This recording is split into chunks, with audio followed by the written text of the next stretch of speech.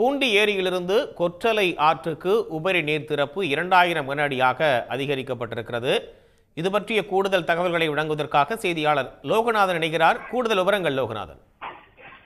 தமிழகத்தில் நிலவும் வளிமண்டல மேலடுக்கு சுழற்சி காரணமாக நேற்றைய தினம் திருவள்ளூர் மாவட்டத்தில் விட்டு விட்டு பரவலாக மழையானது பெய்திருக்கின்றது. அது மட்டுமின்றி ஆந்திரா மாநிலத்தில் நேற்று பெய்த கனமழையின் காரணமாக ஆந்திரா அம்மம்பள்ளி அணையிலிருந்து 2000 கன அடி உபரி நீரானது கொசஸ்தலை ஆற்றுக்கு திறந்து விடப்பட்டிருக்கின்றது. அது மட்டுமல்ல, பூண்டி நீர்பிடிப்பு பகுதியில் பெய்த கனமழையின் காரணமாக பூண்டி அருவிக்கு நீர்வரத்தானது 2180 கன அடியானது அதிகரித்து வருகிறது. இதனால் கொசஸ்தலை ஆற்றுக்கு கடந்த ஒரு வாரமாக திறந்துவிடப்பட்ட 1000 கன அடி உபரி நீரானது இன்று 2 மணி அளவில் அது 2000 கன அடியாக உபரிநீர் வெளியேற்றமானது அதிகரிக்கப்பட்டிருக்கின்றது.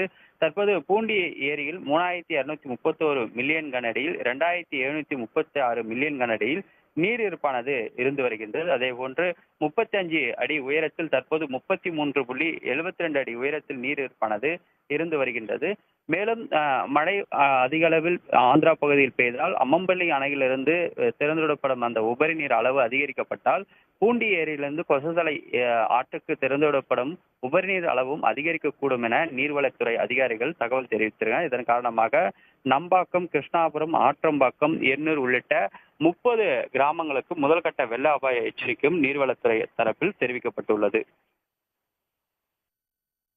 விவரங்களுக்கு நன்றி லோகநாதன். உடனுக்குடன் செய்திகளை தெரிந்து கொள்ள சன் நியூஸ் பெல் ஐகானை கிளிக் பண்ணுங்க.